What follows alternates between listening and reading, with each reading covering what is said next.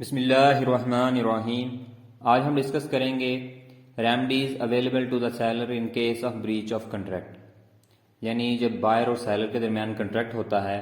اور بائر جو ہے وہ کنٹریکٹ کو بریچ کرتا ہے، کنٹریکٹ کو پرفارم کرنے سے انکار کرتا ہے،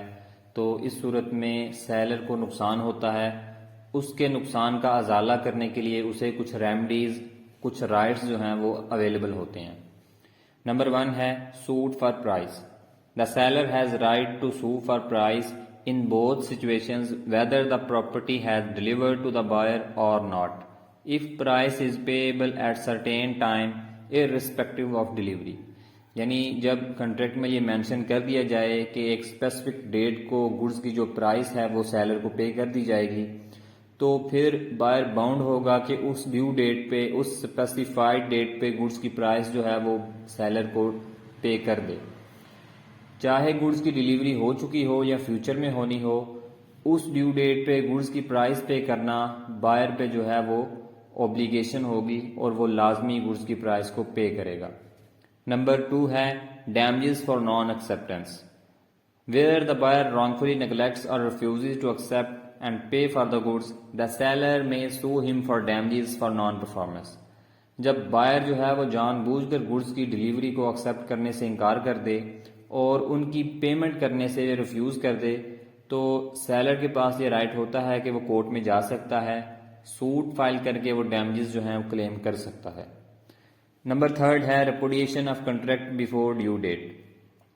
where either party to a contract of sale repudiates the contract before the due date, the other may either treat the contract as subsisting and wait till the date of delivery, or he may treat the contract as rescinded and sue for damages for the breach۔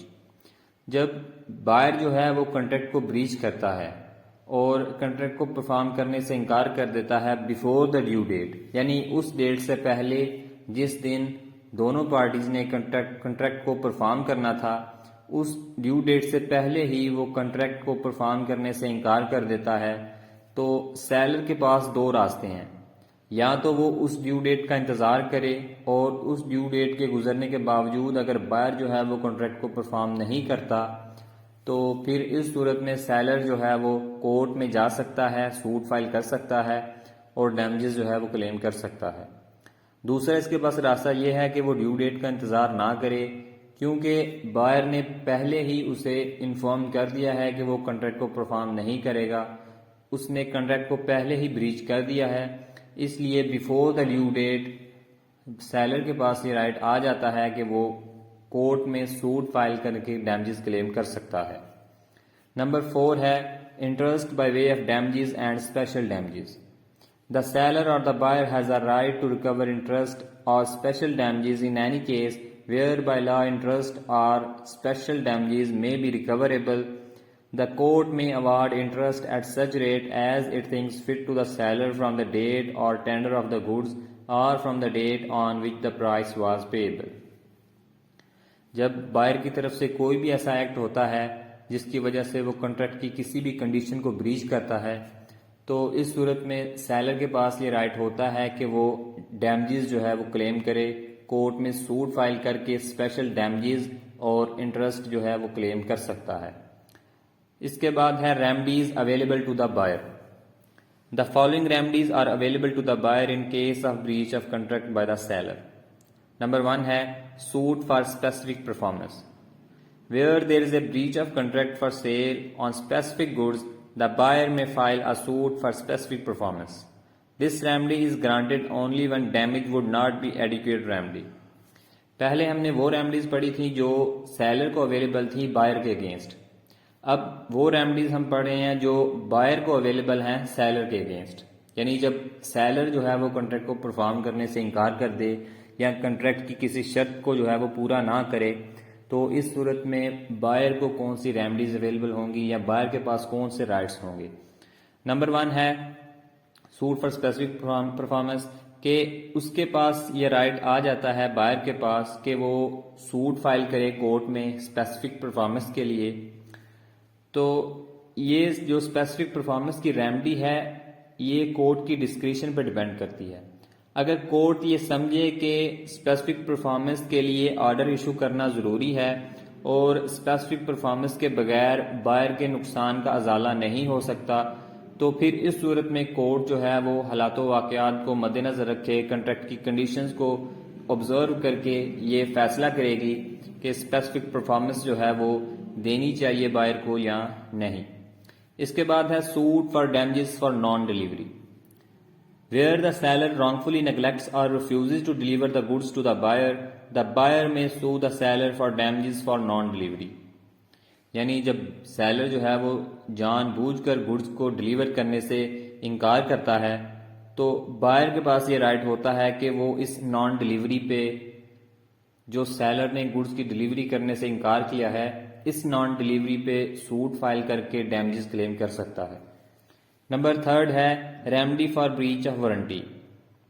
where there is a breach of warranty by the seller or where the buyer elects or is compelled to treat any breach of a condition as warranty, the buyer is entitled to sue for damages. In such position, he has valid ground to ask the seller to diminish the price of goods۔ اگر seller جو ہے وہ warranty کو breach کرتا ہے، ہم جانتے ہیں کہ دو جو ہیں وہ سٹیپولیشن ہوتی ہیں، دو شرائط ہوتی ہیں کسی بھی کنٹریکٹ میں، ایک کو کنڈیشن کہتے ہیں اور ایک کو وارنٹی کہتے ہیں۔ کنڈیشن وہ شرط ہوتی ہے جو بہت امپورٹنٹ ہوتی ہے کسی بھی کنٹریکٹ میں، اور وہ کنٹریکٹ کا مین پارٹ اور مین پرپز ہوتی ہے، جبکہ وارنٹی جو ہوتی ہے وہ ایک سیکنڈری سی چیز ہوتی ہے، اور اگر وارنٹی کو بریچ کیا جائے گا، یعنی وارنٹی کو اگر فلفل نہ کیا جائے تو کنٹریکٹ کو ختم نہیں کیا جا سکتا ایگریوڈ پارٹی کی طرف سے یا افیکٹو پارٹی کی طرف سے، بلکہ کنٹریکٹ کو پرفارم کیا جائے گا لیکن ڈیمیجز جو ہیں وہ کلیم کیے جا سکتے ہیں۔ جبکہ اگر کنڈیشن کو بریچ کیا جاتا ہے ایک پارٹی کی طرف سے تو جو دوسری پارٹی ہے، جو افیکٹو یا اگریوڈ پارٹی ہے، وہ کنٹریکٹ کو پرفارم کرنا چاہے تو پرفارم بھی کر سکتی ہے، اور اگر کنٹریکٹ کو ختم کرنا چاہے تو ختم بھی کر سکتی ہے، اس کے ساتھ ساتھ وہ ڈیمیجز بھی کلیم کر سکتی ہے۔ اس کے بعد ہے suit for cancellation and damages for the breach of condition, where there is a breach of condition by the seller, the buyer can avoid the contract and claim damages۔ جہاں پہ کنڈیشن کو بریچ کیا جائے گا seller کی طرف سے تو buyer کے پاس دو راستے ہوتے ہیں، ایک تو یہ کہ وہ کنٹریکٹ کو پرفارم کر لے اور ڈیمیجز کلیم کر لے، دوسرا اس کے پاس راستہ یہ ہے کہ وہ کنٹریکٹ کو بھی پرفارم کرنے سے انکار کر دے اور ڈیمیجز بھی کلیم کر لے۔ اس کے بعد نمبر 5 ہے suit for recovery of price when goods are not delivered, یعنی ریکوری آف پرائز جب بائر جو ہے وہ گڈز کی پرائز پے کر دیتا ہے لیکن سیلر نے ابھی گڈز کی ڈیلیوری نہیں کی، تو اس پرائز کی ریکوری کے لیے، اس پرائز کا ریفنڈ کے لیے بائر جو ہے وہ کورٹ میں سوٹ فائل کر کے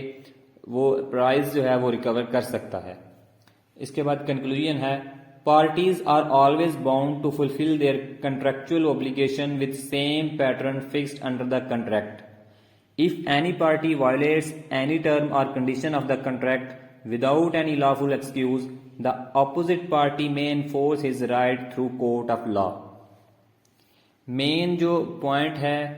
ڈیلیوری میں یا کنٹریکٹ آف سیل میں وہ یہی ہے کہ ایک پارٹی جو ہے وہ گڈز کی ڈیلیوری کرے، یعنی سیلر جو ہے وہ گڈز کی ڈیلیوری کرے اور بائر جو ہے وہ گڈز کی پرائز پے کرے، یعنی دونوں جو ہیں وہ اپنے اپنے پارٹ کی جو ڈیوٹی ہے، اپنے اپنے حصے کی جو ذمہ داری ہے وہ ایٹ دا سیم ٹائم جو ہے وہ پوری کریں گے۔